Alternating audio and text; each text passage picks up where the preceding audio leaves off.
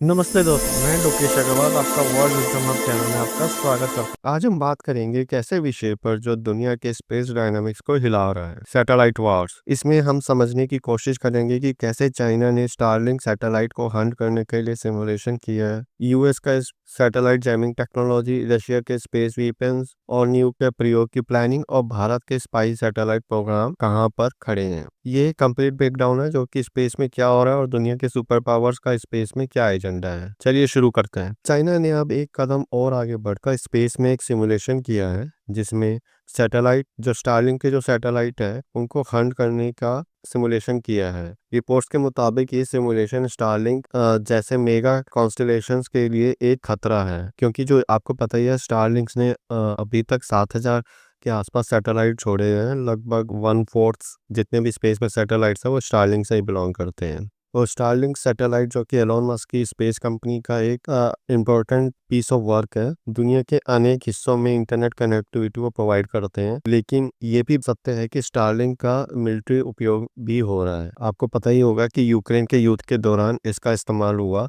जब रशिया ने यूक्रेन पे अटैक किया तब जेलेंस्की ने एलोन मस्क को रिक्वेस्ट करी कि वो इंटरनेट प्रोवाइड करवाए, तो तभी थोड़े ही कुछ ही समय में एलोन मस्क ने स्टारलिंक्स के थ्रू इंटरनेट प्रोवाइड करना शुरू कर दिया और उसका मिलिटराइजेशन भी हो रहा है। इसलिए चाइना इसी खतरे को मानकर इसके काउंटर मेजर पर काम कर रहा है। यूएस भी कहाँ पीछे रहने वाला था। यूएस ने एक advance satellite jamming technology develop करी है जिसका प्रयोग किसी भी होस्टाइल सैटेलाइट्स के सिग्नल्स को डिस्टर्ब करने के लिए हो सकता है। ये टेक्नोलॉजी ग्राउंड बेस्ड है और ये रेडियो फ्रीक्वेंसी को मैनिपुलेट करके सैटेलाइट कम्युनिकेशन को कम्प्लीटली ब्लॉक कर सकता है। तो इसमें क्या करते हैं, रेडियो फ्रीक्वेंसीज के थ्रू जैमिंग करते हैं और थ्रू लैंड यहाँ से आप अगर कोई सिग्नल भेजते हो तो अपलिंकिंग और डाउनलिंकिंग होती है। अपलिंकिंग मतलब लैंड से आप कोई सैटेलाइट भेज रहे हो तो उसे अपलिंकिंग कहेंगे और वहां से जब कोई मैसेज नीचे ट्रांसमिट हो रहा है उसे हम डाउनलिंकिंग कहेंगे। तो अगर हम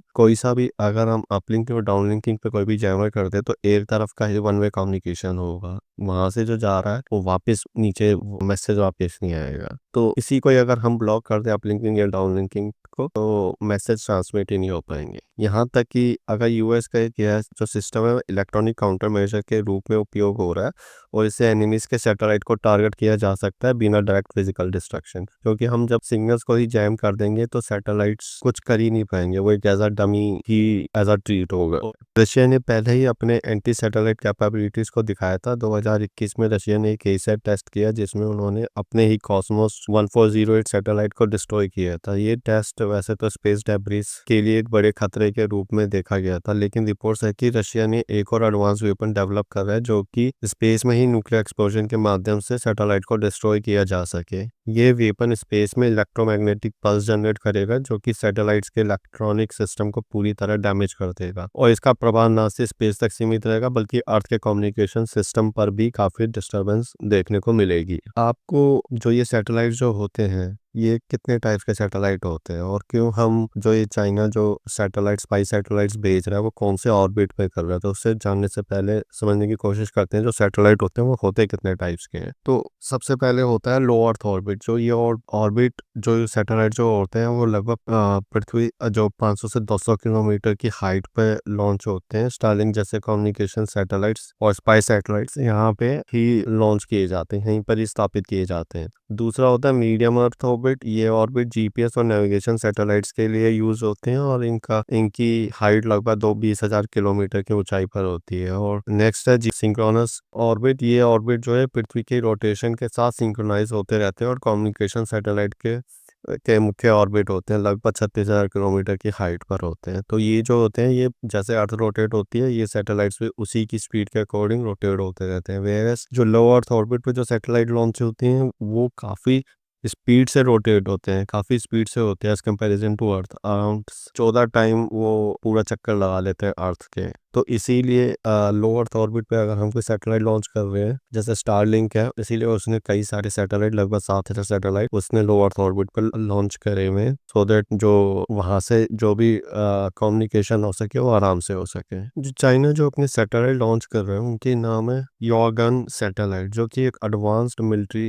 रिकॉग्निशंस सिस्टम है जो कि रडार इमेजिंग और ऑप्टिकल ऑब्जर्वेशन करते हैं। इनका प्रयोग मेनली मिलिट्री एप्लीकेशंस के लिए होता है, जैसे एनिमीज एक्टिविटी को ट्रैक करना और स्ट्रेटेजिक इंटेलिजेंस गैदर करना। इन्होंने बहुत सारे अभी पीछे सालों में बहुत सारे चाइना ने सैटेलाइट लॉन्च करे हैं, और इसी डर के कारण यूएस जानता है कि वो इंडो पैसिफिक में जो चाइना है वो काफ़ी ज़्यादा स्पाई सैटेलाइट उसने लॉन्च करे हैं। इसी के काउंटर मेजर को करने के लिए उसने जो मैंने पीछे आपको बताया था कि जैमिंग टेक्नोलॉजी उसने डेवलप करी है, जो कि वो इंडो पैसिफिक में डिप्लॉय करेगा ओशियन में, और वहाँ पे उनके जो भी इन्होंने सैटेलाइट लॉन्च करे हैं उन्हें जैमिंग के थ्रू डिस्टर्ब करने की कोशिश करेगा। पर वहीं पे जो चाइना है वो लगातार सैटेलाइट्स लॉन्च करता जा रहा है, योगन सैटेलाइट्स की सीरीज। अगर हम बात करें कि इंडिया कहाँ पे स्टैंड करता है स्पाई सैटेलाइट्स में, तो भारत भी इस रेस में वैसे तो बहुत ही पीछे है, लगभग 1 डिग्री के आसपास वो पीछे है। अभी हाल ही में ही कैबिनेट कमेटी ने, जैसे तो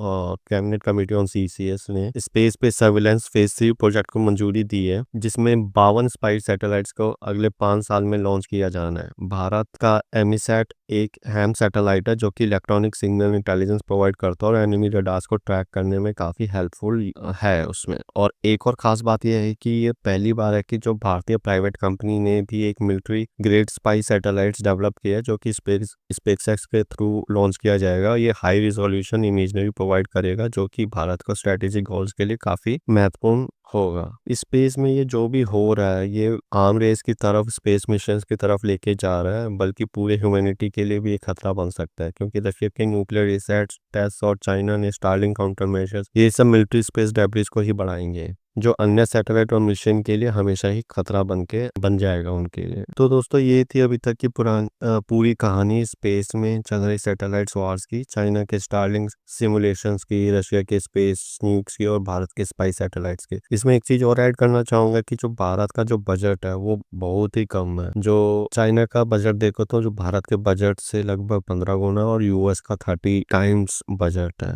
तो इस लास्ट बजट में ऑल्दो इंडियन गवर्नमेंट ने बजट बढ़ाया था, पर और ज़्यादा बजट बढ़ाने की ज़रूरत है स्पेस मिशंस के लिए, तभी हम आगे बढ़ पाएंगे। पर लेकिन देखते हैं इस बारी बजट में क्या आता है और कितना उन्हें बजट आमंत्रित किया जाता है फॉर स्पेस मिशंस के लिए। अगर आपको ये वीडियो पसंद आया तो प्लीज़ लाइक करें, शेयर करें और हमारे चैनल को सब्सक्राइब करना ना भूलें। मिलते हैं नेक्स्ट वीडियो में, तब तक के लिए thank you, thanks for watching.